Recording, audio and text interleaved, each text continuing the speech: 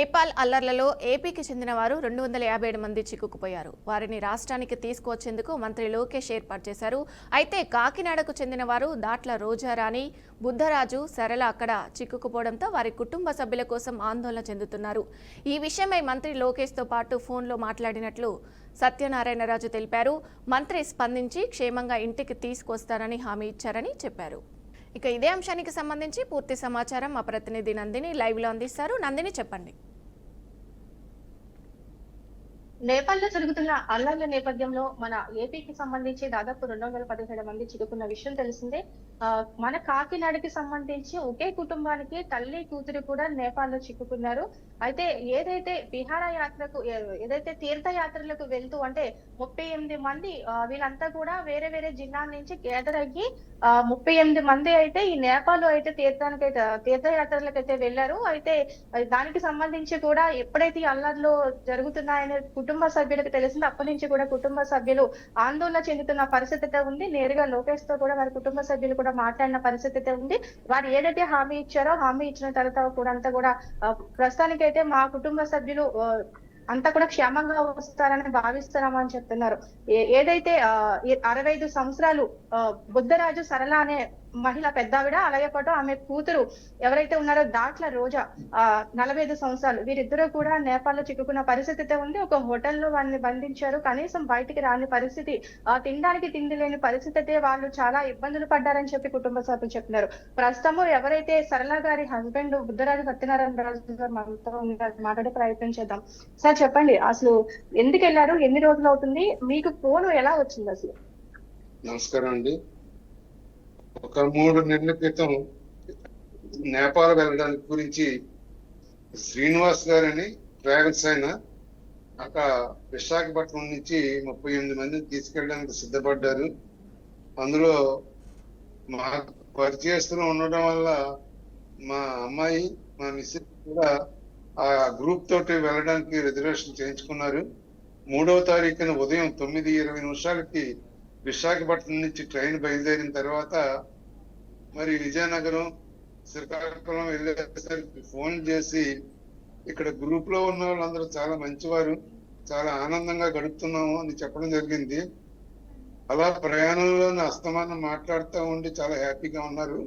కాశీ వెళ్ళిన తర్వాత కిందకి దిగి ఫోటోలు దిగి ఆ ఫోటోలు కూడా పంపించడం జరిగింది. తర్వాత నేపాల్లోని అనేక ప్రదేశాలు తిరిగి చాలా ఆనందదాయకంగా, చాలా ఉత్సాహంగా తీర్థయాత్రను మేము ఎప్పుడు చూడలేదు, చాలా ఆనందపడ్డారు. అనుకోకుండా 8వ తారీఖున మరి నేపాల్లోని పెద్ద అల్లర్లు జరగడం, కర్ఫ్యూ జరగడం, ఆ క్రమంలోని పక్కనే ఉన్నటువంటి నివాసం ఉన్నటువంటి రాజ్యం పక్కన ఉన్నటువంటి రాజ్యం తగలబెట్టారు. ఆ ఎదురుగా ఉన్న గవర్నమెంట్ ఆఫీసులన్నీ తగలబెట్టారు. చాలా భయభ్రాంతులు అయిపోయారు. అసలు నేపాల్ నుంచి వస్తామా రా అన్న దీంట్లో వాళ్ళు చాలా ఆందోళన పడిపోయి, మా అమ్మాయి వాళ్ళ కొడుకు అంటే మా మనవడికి హైదరాబాద్ లో ఉంటున్నాడు, వాడికి ఫోన్ చేశారు, మా పరిస్థితి చాలా తీవ్రంగా ఉంది, మమ్మల్ని ఏదో విధంగా ఇక్కడి నుంచి వెళ్ళే ఏర్పాటు చేయించరా అంటే వెంటనే వాళ్ళ ఫ్రెండ్ కి లోకేష్ కి పరిచయం ఉంది కాబట్టి ఆ నెంబర్ కి ఫోన్ చేసి లోకేష్ తోటి మాట్లాడడం జరిగింది. ఏం జరిగిందని వివరాలు కనుక్కొని ఈ అమ్మగారి ఫోన్ నెంబర్ మాకు మెసేజ్ పెట్టమని లోకేష్ గారు చెప్పిన వెంటనే మెసేజ్ పెడితే వెంటనే ఒక అరగంటలో మా అమ్మాయి తోటి మాట్లాడడం జరిగింది. అసలు ఏం జరిగింది, మీరు ఎలా ఉన్నారు, మీకు మంచినీళ్ళు అవి వస్తున్నాయా, ఫుడ్ అది వస్తుందా, మేము తప్పనిసరిగా మీకు ఇండియాకి తీసుకొచ్చే బాధ్యత నాది, మీకు ఏమి ఇబ్బంది పడవచ్చు, మీరు కంగారు పడవలసిన లేదు, మీకు ఏ హాని జరగదు, అక్కడ అన్ని నేను చూసుకుంటానని అంబాసిడర్ తో మాట్లాడి అన్ని సదుపాయాలు అసలు భోజనానికి చాలా ఇబ్బంది పడ్డారు. ఎందుకంటే బయట ఏది కూడా దొరకటం లేదు, అన్ని బంద్, కర్ఫ్యూ జరుగుతుంది కాబట్టి అదృష్టశాతంగా వీళ్ళకి 2 కుక్కుని తీసుకెళ్లారు. వాళ్ళు ఉన్న దాంట్లోనే మరి వంట చేసి అదే సర్దుకొని తినడం జరిగింది. చాలా చాలా ఇబ్బంది పడ్డారు. కానీ ముందు 2 రోజులు నాకు ఆ వార్త తెలియలేదు, నేను ఎక్కడ టెన్షన్ పడతానని. మా మనవడు, మా అల్లుడు, మా ఇంకో చిన్నమ్మాయి వీళ్ళందరూ ఫోన్లు చేసుకొని కంగారు పడుతూ తర్వాత నిన్న 9వ తారీఖున నేను తెలుసుకున్నాను ఇలా జరుగుతుందని మా మనోడి ద్వారాని. ఇప్పుడు ఇక్కడ ఉన్న అధికారులు ఎవరైనా మీ దగ్గరికి వచ్చారా? ఏమైనా వివరాలు సేకరించారా? జిల్లా యంత్రాంగం ఎవరైనా మిమ్మల్ని అడుగుతున్నారు అంటే మాకు రాత్రి 10:30 గంటలకి ఎమ్మెల్యే గారు కొండబాబు గారు మరి వారికి ఎలా తెలిసిందో నా నెంబర్కి ఫోన్ చేసి మీరేం కంగారు, నేను ఇప్పుడు సీఎం గారితో ఉన్నాను, లోకేష్ గారు ఆ కార్యక్రమాలన్నీ చూస్తున్నారు, మీకు ఎట్టి పరిస్థితుల్లోని ఏ విధంగా హాని కలగకుండా మీకు అక్కడి నుంచి ఫ్లైట్ లో మీకు విశాఖపట్నం నుంచి జరిగే ఏర్పాట్లు చేస్తున్నాం. దాని మీద మరి ఎమ్మెల్యే గారు కూడా మరి ప్రభుత్వానికి అభినందనలు తెలపడం జరిగింది. అంతేకాకుండా విఆర్ఓ గారు వచ్చారు, ఈ రోజు ఉదయమే వచ్చి అక్కడ జరిగిన సంగతులన్నీ తెలుసుకున్నారు, అది ప్రభుత్వం దృష్టికి తీసుకెళ్తానన్నారు. సార్ ఇప్పుడు మీకు ఏదో మెసేజ్ వచ్చిందన్నారు కదా, ఫ్లైట్ ఎక్కారని, అంటే శుభవార్త కదా, ఏం చెప్పాలనుకుంటున్నారు మీ ప్రభుత్వానికి? మనోడు ఫోన్ చేశాడు, మా అమ్మాయితో మాట్లాడాడట. మరి 10 గంటలకే ఫ్లైట్ కి ఏరోడ్రోమ్ కి వెళ్ళారు, అది 10 నిమిషాలకి ఎంతకో బయలుదేరుతుందంట. మరి 2:30 3 గంటలకు విశాఖపట్నం రీచ్ అవుతుందని చెప్పాడు.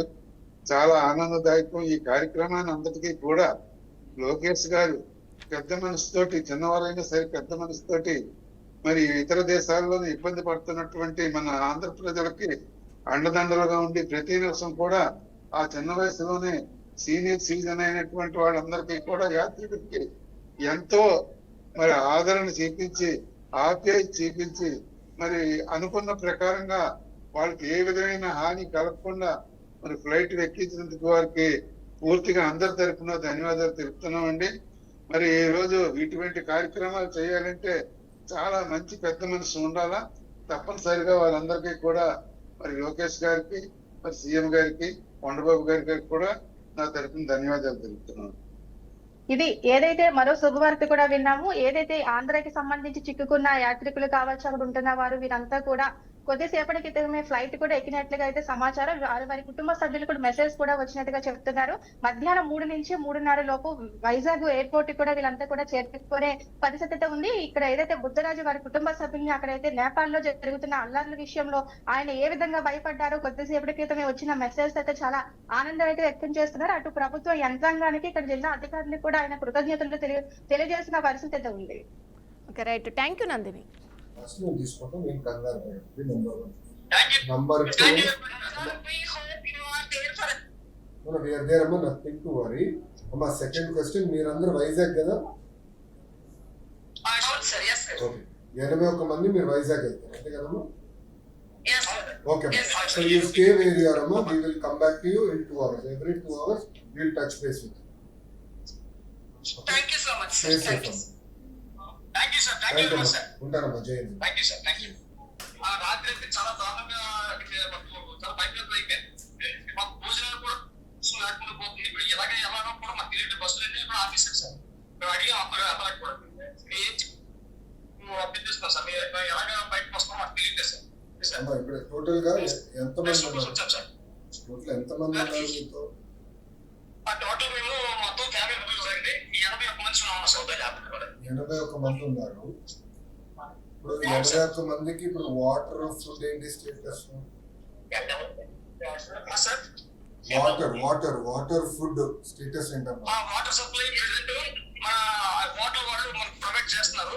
మాకు ఇంటి దగ్గర భోజనం సార్ ఏదో ఎక్కడ మనకి మన ఫుడ్ అయితే ఎక్కడ దొరకడం కష్టం అయిపోయింది. కొంతవరకు మేము తినేసాం తప్ప ఇక్కడ స్పేస్ చేస్తాం sir. How far are you from the airport అమ్మా? ఎయిర్పోర్ట్ నుంచి ఎంత దూరం మీరు? కట్మండి ఎయిర్పోర్ట్ నుంచి ఎంత దూరం?